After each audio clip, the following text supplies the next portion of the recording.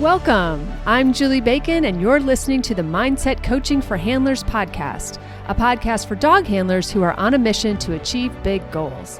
Here I share lessons, insights, personal stories, and tools you can apply during your next show, trial, or test to help you strengthen your mental game and hopefully cue more consistently. Be sure to check out the show notes where you'll find details about the episodes, plus important links, including the link to the Dogged Planner and Workbook created just for handlers on a mission. So if you're ready to improve your competitive mindset, get out of your own way, and connect with your dog like never before, then it's time to get comfy, bring an open mind, and work your mindset. Hey there, and welcome back to the podcast. All right, this week we are talking about comparison. And comparison is one of those things that I just don't think we ever get over. I just don't think we do. I think that there's, it's always in front of us. There's always something going on. And I think that it just depends on what we do with it and the story we tell ourselves about it.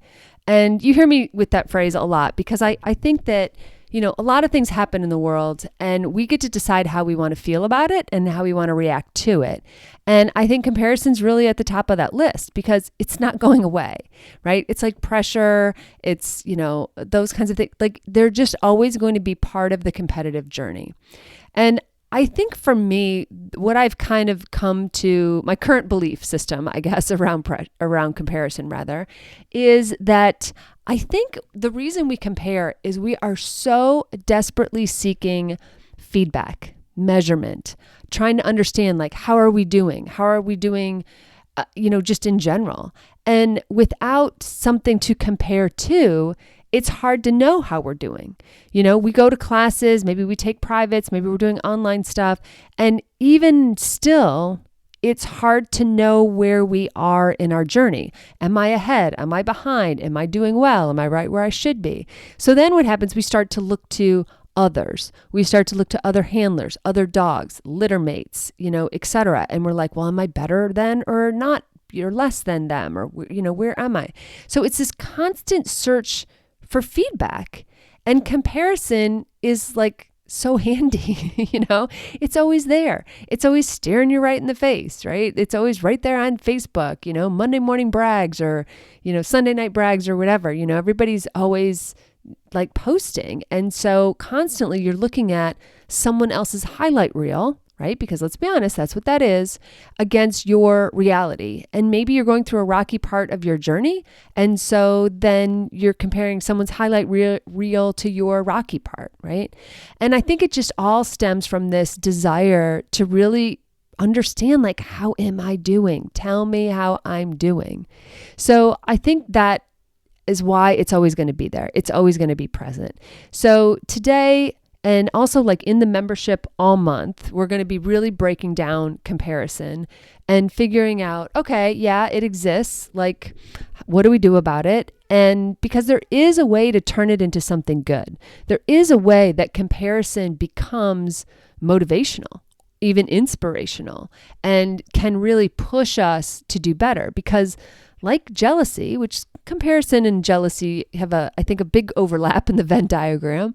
But like jealousy, sometimes it tells us what we want.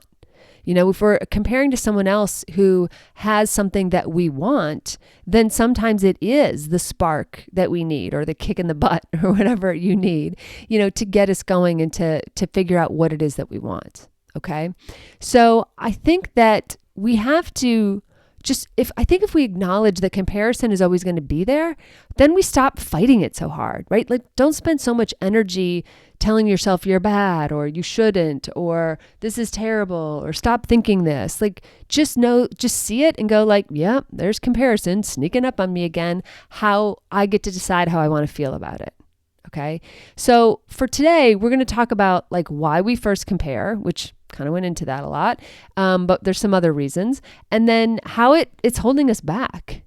But then most importantly, of course, like how we shift our focus and get more productive with it, or even, like I said, get more accepting, and then switch the story we tell about it. Okay.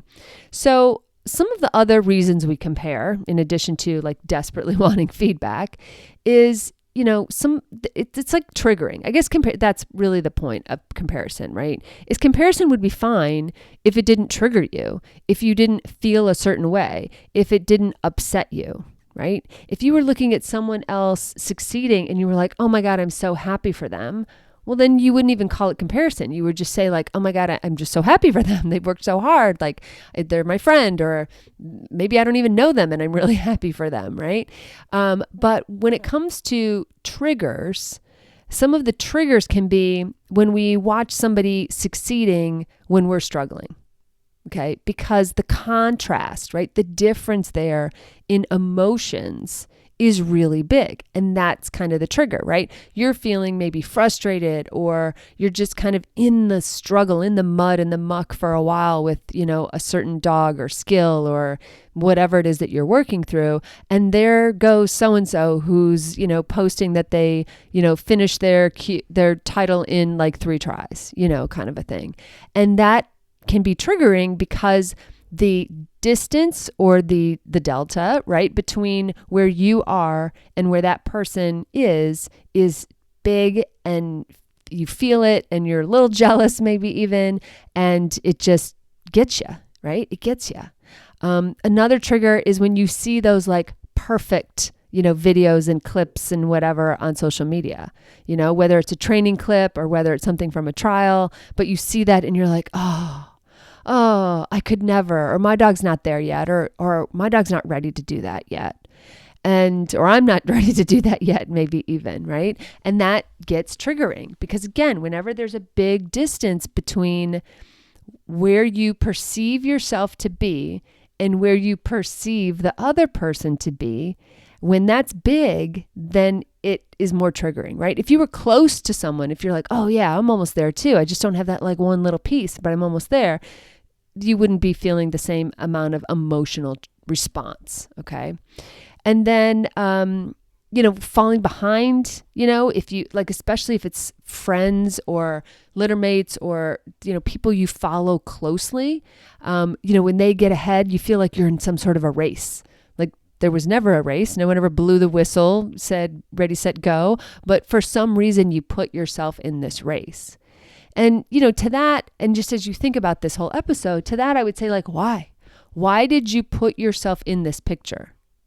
Was there some meeting that occurred that all of you decided like, okay, the 5 of us are going to race, ready, set, go? Like, no, you just, at some point you decided that this was a race, a secondary competition that you decided that you were going to participate in. Okay.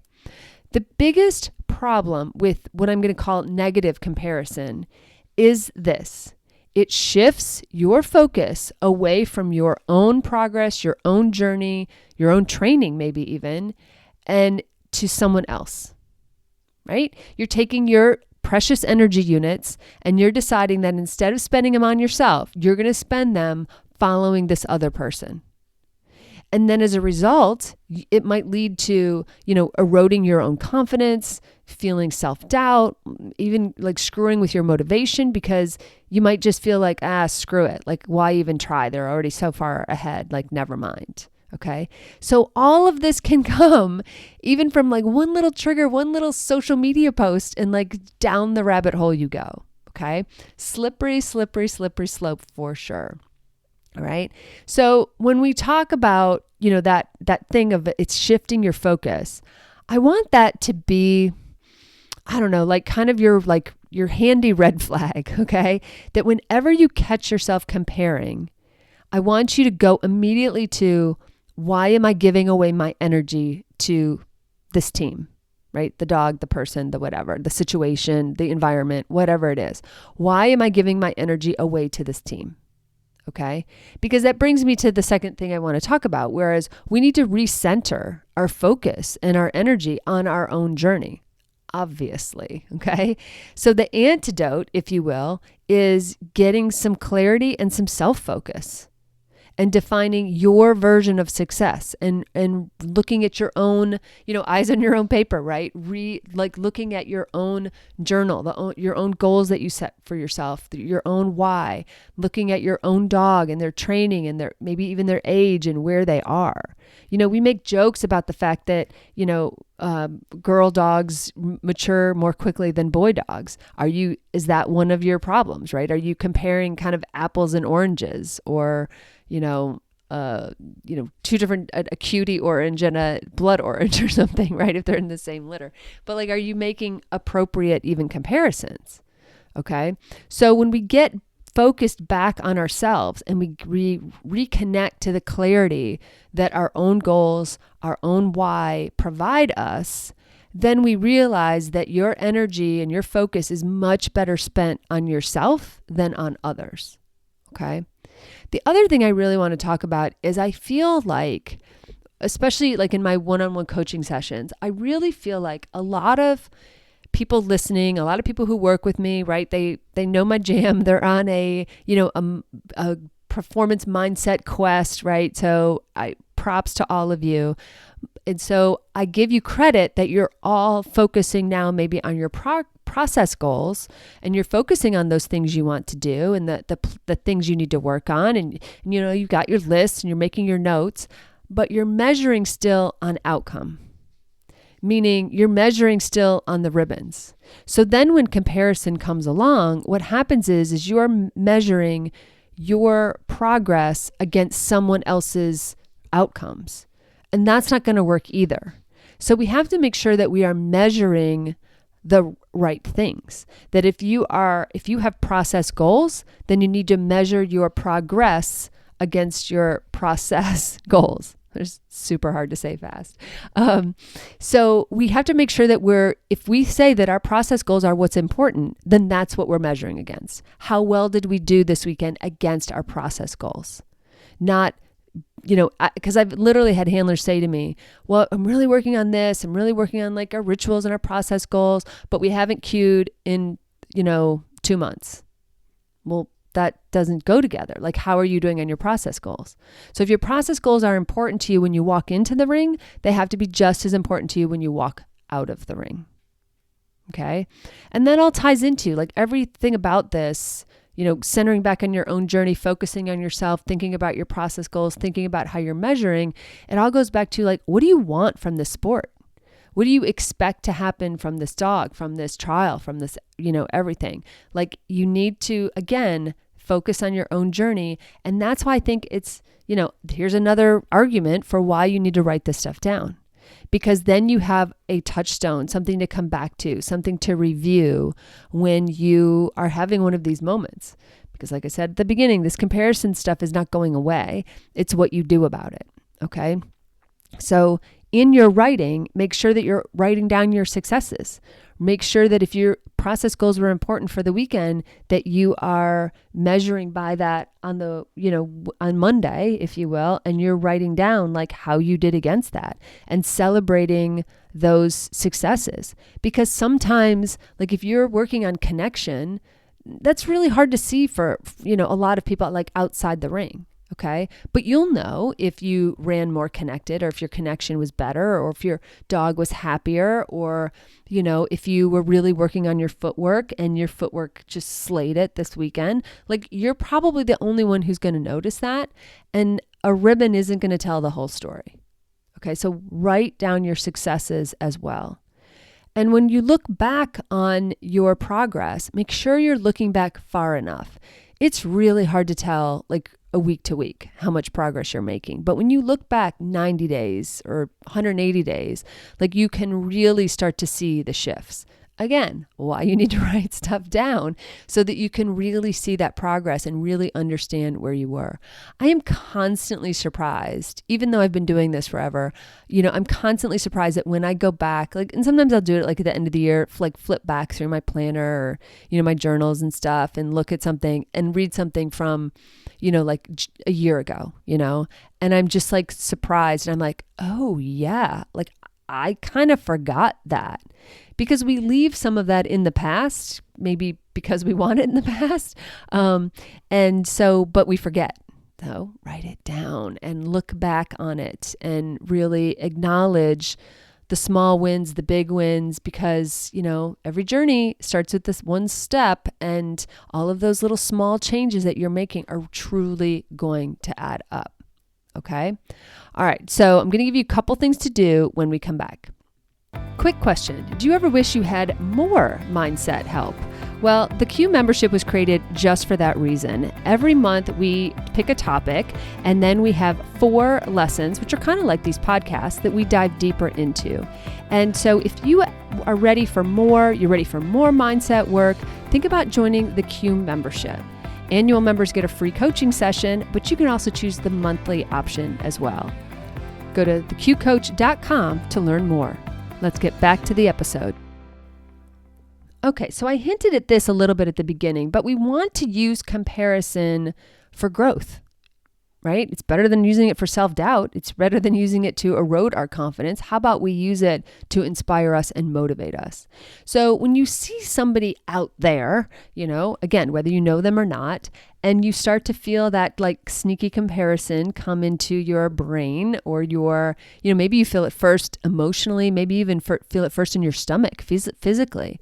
So you might, recognize it in different forms as it comes into you, but ask yourself, approach it with curiosity, right? You know how I love curiosity, but ask yourself, well, what can I learn from this? What can I learn from this person, from this dog, from this journey that I'm watching, that I'm so enthralled about? What's my takeaway?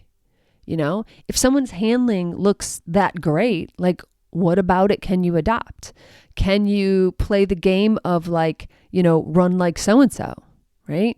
If, Susie McGillicuddy is your favorite handler, then how can you, run a course like Susie McGillicuddy? How can you embody or train to some of those traits or skills that you see in others? If you want to run smoother, if you want to run more gracefully, more connected, how can you then take that away from what you're seeing, write it down in your journal, maybe even in your training journal for the week, and work toward that in your own handling. Okay. And, for people who are, you think, because we only see the highlight reel, but for people you see consistently winning or queuing or, posting the highlight reels or what have you, or just really having a great career with their dogs, find out what their training process is like. Finding out what is the work that they're putting in. And, the tough thing about this question is then the next question you have to ask yourself, are you willing to do the same? And sometimes some of us have full-time jobs that you're like, oh, well, that person is retired, or that person's full-time job is dog training. I can't possibly do that. Okay. Well, then what can you do? And then can you maybe realize that the reason that dog is maybe ahead is because it gets trained for an hour every day or something. I'm making things up. And so, but if you can learn something from their training process or from their training schedule or something like that, or how they approach trials or how they approach training, then lean into that with curiosity and figure out instead of why not me, just say, what's next for me? What is my next thing that I'm going to do? If that's what I want, what am I doing next? What am I willing to do? What can I do? How am I going to use what I see externally to change both how I feel internally, but also what I do on a day-to-day basis or on a week-to-week basis? Okay. All right. A couple hints on avoiding the spiral because sometimes with comparison, there's a spiral and it's not upwards. It's usually downwards. Okay. So as far as social media goes, ingest your social media responsibly. Okay. There's a lot on social right now, just in our world in general. And that can really impact you. That can really put you in a mood, so if you see, it's not even always the post about the great dog that triggers you. Sometimes you are reading a bunch of stuff on social media that puts you in a mood, if you will. And then you see that one post from that one person who you're kind of jealous of and kind of comparing yourself to, and that sets you over the edge. So make sure you are following appropriately, ingesting social media appropriately, and follow people who inspire you. Like instead of maybe only following your friends, follow some people that you don't know but you look up to so that you can see more of that and you are inspired by it and not deflated by it. Okay. And, for those friends who maybe, you're like, oh, that litter mate that always, gets me going or something like that. Well, then just hit like and scroll on by. You know what I mean? Just like, let it go. Just don't wallow in those posts. All right. And then I'm going to give you a couple ways that you can shift your focus when you kind of need a quick reboot. Okay. So first, here's a few steps. First, acknowledge it, right? Like I said at the beginning, it's not going away. Acknowledge that's what it is, what you're feeling, what the trigger is, right? Because if you know your triggers, you can start to either avoid them if possible, not always possible, or at least prepare for them. And then you'll see them coming and you're like, okay, I know what's going to happen next. And then you feel more prepared, AKA more in control. We love being in control. So acknowledge it, be aware. I always say this, awareness is everything. Awareness is key. Like start with awareness. And then secondly, reframe it, right? How can you use this bit of comparison as motivation or curiosity? Like, ooh, what are they doing? I'm interested in that. How could I get that? Like maybe I should take this video back to my, group class and we can set up that same, exercise, or something like that, right? So again, you don't want to just jump to judgment. You want to see like, is there something positive that you can get out of this comparative moment? Okay. And then finally, redirect that focus to your own journey, eyes on your own paper. Okay. Ask yourself, what is one step that you can take towards your own goals, right? Because obviously this is setting you off for a reason. You're not where that person is or where you want to be or something. So what's one step you can take? Just make it one. Don't overwhelm yourself. Don't make a list of 20, just one. Pick one thing that you can do to shift your thinking back towards yourself and then back toward something actionable, right? Where you feel a little more in control. All right. And finally, remember, you're not competing really against other handlers, competing with them, alongside of them, but you're really truly competing with yourself, especially in moments of comparison, right? Your comparison is telling you that you are fighting with something, unhappy with something in your own world. And so that's where the fix, if you will, needs to start. Okay. All right. So in conclusion and AKA for homework, this is what I want you to work on. I want you to become really aware of when comparison enters your world, right? And really start to notice like what it does. Is it a mild comparison? Is it a big trigger? Is it one person or, that triggers you on a regular basis? Like just start to learn, start to ask questions about it instead of judging it. And instead of saying like, it is true. Comparison is the thief of joy for sure. However, there are different ways to look at comparison.